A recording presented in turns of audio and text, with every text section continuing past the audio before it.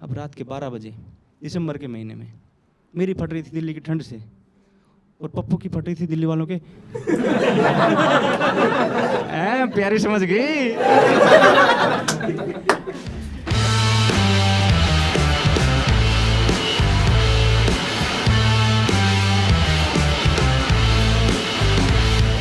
Hello guys, sex jokes हैं। Actually में ना मैं सोच रहा हूँ सेक्स जोक्स ना ही करूँ क्योंकि यहाँ पे लड़की आई हुई है।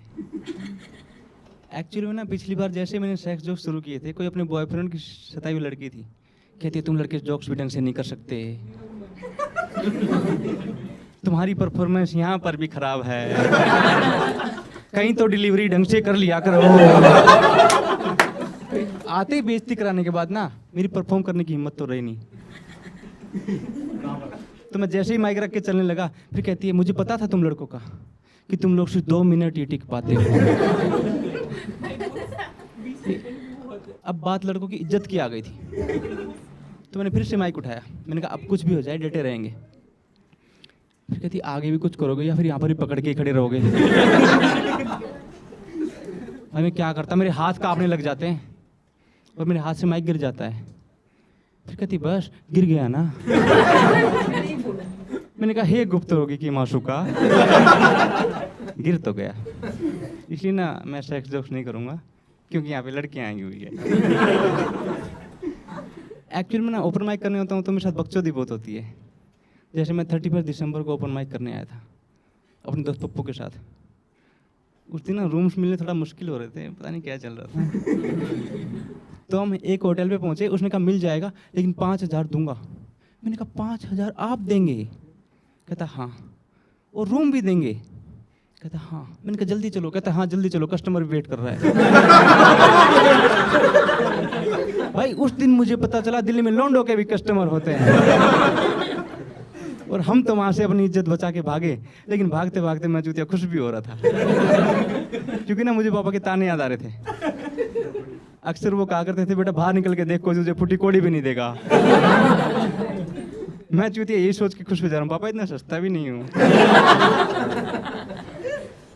एक्चुअल में उसके बाद भाई हमने डिसाइड कर लिया कि हम फुटपाथ पे सो जाते हैं। लेकिन थोड़ी देर बाद मुझे पता चलता है दिल्ली में फुटपाथ पे सोना भी बहुत रिस्की है, वो भी चिकने लौंडों के लिए। मैडम इधर मत देखो, मैं चिकना नहीं हूँ। बदकिस्मती से पप्पू चिकना होता है। थोड़ी देर बाद देखता हूँ ऐसे चल के जा रहा होता है। मैं कहा क्या हुआ? कहता है इधर गांड का गुड़गांव बना दिया। तू पूछता है क्या हुआ? देख के समझ नहीं आ रहा? तो मैं कहा भाई समझ तो गया था, बस कंफर्म कर रहा था। उस दिन मुझे पापा की एक बात और सही लगी। बचपन से वो कहा करते थे बेटा उल्टा नहीं सोना चाहिए, उल्टा सोना गंदी आदत होती है। लेकिन इसमें दिक्कत वाली बात ये थी, पापा को कैसे पता उल्टा नहीं सोना चाहिए?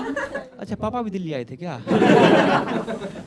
मैं यही सब सोच रहा हूँ, तब तक पप्पू कहता चलो यहाँ से। मैंने कहा कहाँ चले? होटल पे। कहता देख भाई मजे मत ले। मैंने कहा देख भाई मजे तो कोई और ही ले गया फ्री में। कहता है मुझे यहाँ नहीं रुकना है। उसके बाद भाई मैं उसको ले जाता हूँ प्लेटफॉर्म पे, वहाँ ले जाके लेटा देता हूँ। अब रात के 12 बजे दिसंबर के महीने में मेरी फट रही थी दिल्ली की ठंड से और पप्पू की फट रही थी दिल्ली वालों के प्यारी समझ गई।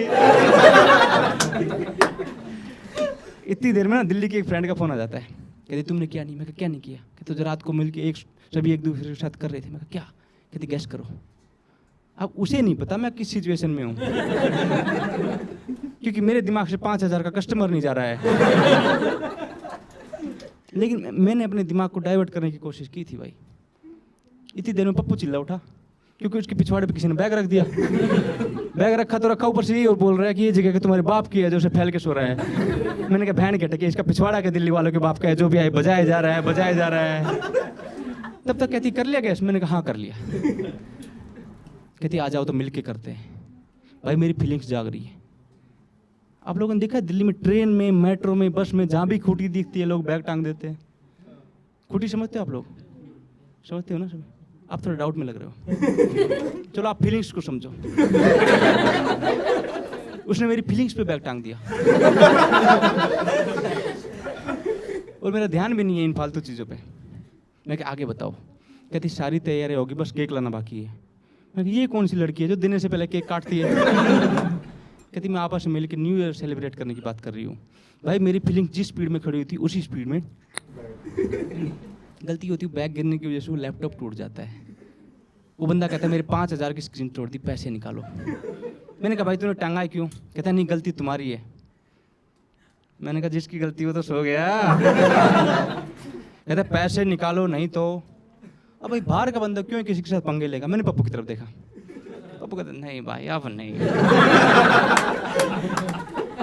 मैंने पप्पू को मैंने कहा ये ऐसे नहीं मानेगा। मैंने उसको समझाया कि देख भाई पप्पू ये चमड़े की खाल है, इसका कुछ नहीं बिगड़ना।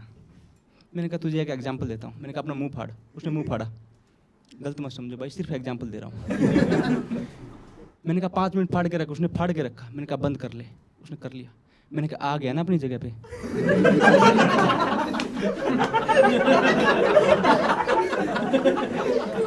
ऐसी ये चमड़े की खाल है भाई, अपनी जगह पे आ जाती है। ऐसा मत सोच फटेगी तो फटेगी, फटी रह जाएगी। ऐसा नहीं होता है। मैं पप्पू को समझा रहा हूँ। मैं पप्पू की तरफ देखे जा रहा हूँ, कभी हाँ बोले। पप्पू उसके पप्पू की तरफ देखे जा रहा है कि बहन चोद इसको झेलना है। वो बंदा मेरे पप्पू की तरफ देखे जा रहा है, इसने मेरा लैपटॉप तोड़ा। लेकिन ना दोस्ती होता है। मेरे 5,000 रुपये तो बचा लिए, लेकिन अब दिल्ली की तरफ पिछवाड़ा करके भी नहीं सोता। अरे मैं क्यों कर रहा हूँ? लेकिन पप्पू भी अपने बच्चों को बताता है कि बेटा उल्टा नहीं सोना चाहिए, उल्टा सोना गंदी आदत होती है। भाई आज मैं आया हूँ बड़ी हिम्मत करके, डरा डरा सा। गलती से मेट्रो में एक बंदा टच हो गया मेरे पीछे। नो कहते नो नहीं 5। मैंने कहा सरकार बदलने वाली, तुम्हारे रेट नहीं बदले हैं।